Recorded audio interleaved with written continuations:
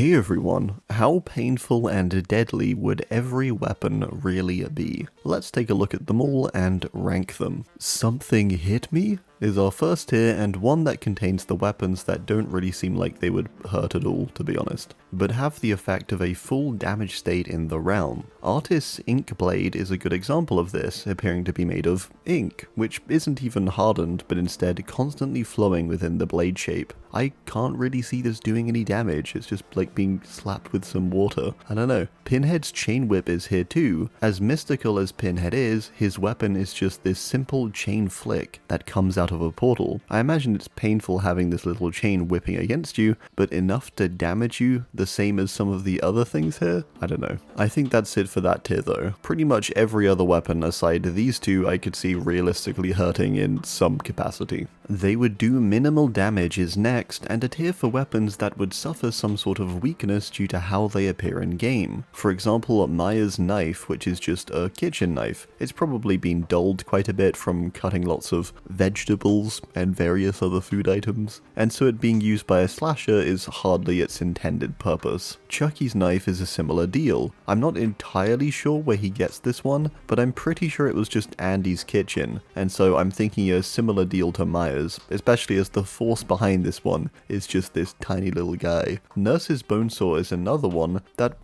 whilst obviously painful like everything on this list to be fair, it wouldn't be so bad. It's a saw and it's being used by Nurse instead to swipe at the survivors. It looks very old and outdated and likely quite flimsy. Plague's Censer is not even technically a weapon. It would still hurt, of course, with its spiky shape and material, but I don't think nearly as much as some of the others on this list, especially due to how Plague swings it with sort of this underarm motion. It's hardly the most sort of efficient way to smack that thing, is it? Blight's Cane has quite the name, going by Bone Buster. However, it doesn't seem nearly as deadly as the majority of the killer weapons out there, nor painful comparatively either. Granted, Blight is the one swinging it, but even so, it's only really hitting one point with the cane's pointed end. I think this would do minimal damage. Dredge's Appendage is a weapon that just seems like a weird meat mass without much structure. Dredge doesn't seem to swing it with much force either, and the weapon itself seems loosely attached to Dredge too, leading me to believe it's not going to be bad compared to many of these others. Twins' Sickle is a tough one to judge, but it looks quite blunted and fairly old. I think it'll still feel pretty bad, but nowhere near as much as some of the others.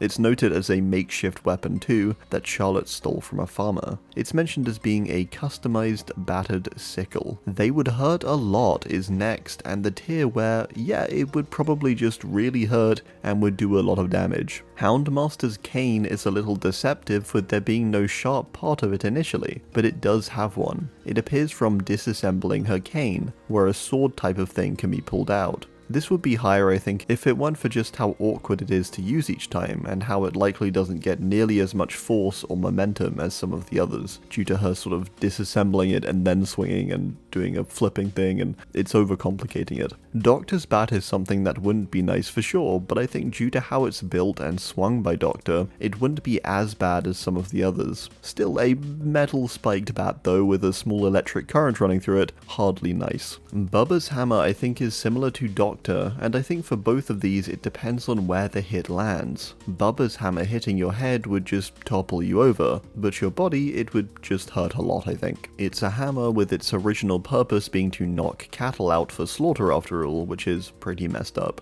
Pig's Hidden Blade has likely been well kept and sharpened by Amanda, and is swung with quite substantial force, and likely more effective due to it being directly attached to her swinging arm. It would be a painful slice. Clown's Knife is a similar deal, with it being likely pretty sharp, and maybe one of the only things that Clown would actually keep relatively well kept, with the flip mechanism working fine still too, and him able to sort of, spin it around in his hands with ease. Clown is also incredibly strong, as his lore mentions, and so I think this one would be quite bad. Ghostface's Knife I reckon would also be pretty bad, and deadly sharp.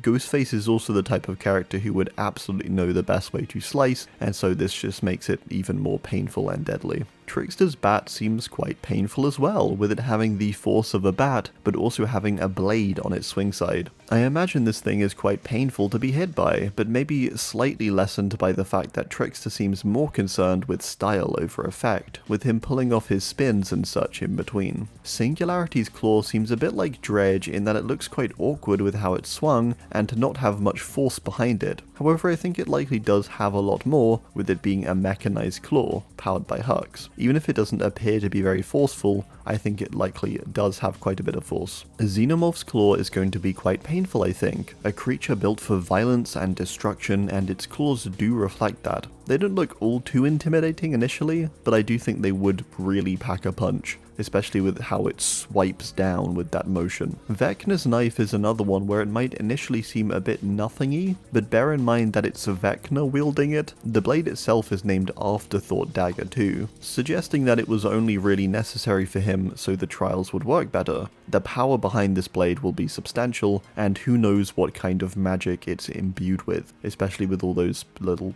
pink symbols and, you know, the markings on it. Who knows what they do? It's probably not good. They would do serious damage is our next tier for the weapons that would do serious damage and be substantially painful. Billy's hammer is this huge, dirty, blunt weapon that would be swung with incredible force. I think this thing would surely hurt a lot, with it being his weapon of choice during his Lore 2, before he presumably built his chainsaw. This thing would have some horrible, crushing force. Wraith's axe, whilst appearing a bit awkward and strange, would be very painful and deadly too. It's a weighted, bladed axe, and would definitely cause considerable damage with how Wraith swings, and with how it has those sort of it has that sort of claw shape that, I don't know, it would probably stick in a bit. Trapper's Cleaver is another one that might initially appear a bit pieced together, but that's part of what makes it so horrifying. A rough, heavy blade wielded by an already strong character. It probably won't slice like some others, but it would definitely cause big damage on impact. Hag's Claw may be a bit surprising to see, but this claw is capable of just tearing into the survivors without trying at all really,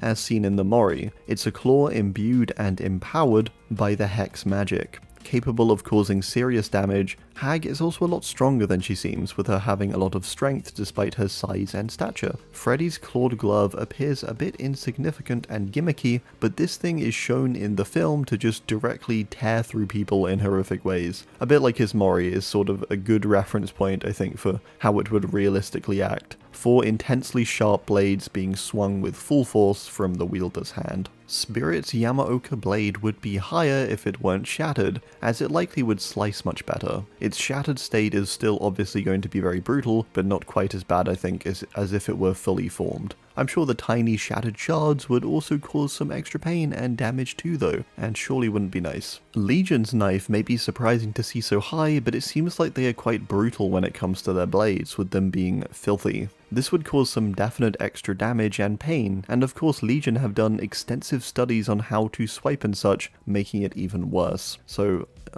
unassuming I think initially, but I think these would be really brutal.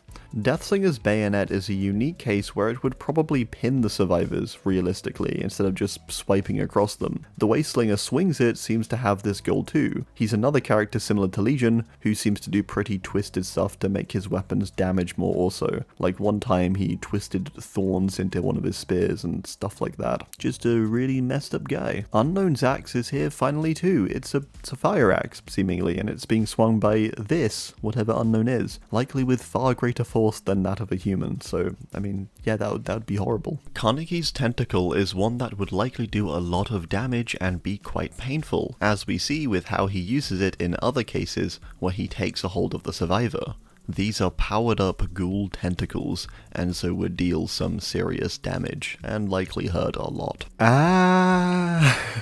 It's our final tier for the weapons that honestly seem nerfed from their realistic states or versions. Weapons that seem like they should be doing a lot more than just injuring the survivors and allowing them to continue on. Huntress's axe is something that should do some serious, very near life-threatening damage, I think. In her lore, Huntress just chops through people with complete ease, and well, even if it weren't hunters wielding this axe, it's still an axe being swung with 2 hands, making it ridiculously strong against these regular people. Dracula's claws I think would do a lot more realistically too, just tearing through the survivors, who would have little to resist. Also probably very painful, these long retractable claws. They'd probably really dig into, which is not nice to think about. Nemesis's fists, I could see just breaking the survivors who were hit by it. It's this huge fist hurtling towards you from an ultra beefed up BOW. It would not be nice at all. It would probably just like shatter you, honestly. Like, I don't know, that'd be horrible. Demogorgon's claw is a similar thing, with it being this otherworldly powerful creature. It would just slice through the survivors with ease. I mean, who can counter that? Wesker's knife I'm considering being a lot more painful, mainly due to the person behind it. Whilst it is just a combat knife, similar to some others lower down this list, it doesn't have a BOW swinging it. I could see this thing being insanely painful, with Wesker being the one to swing it.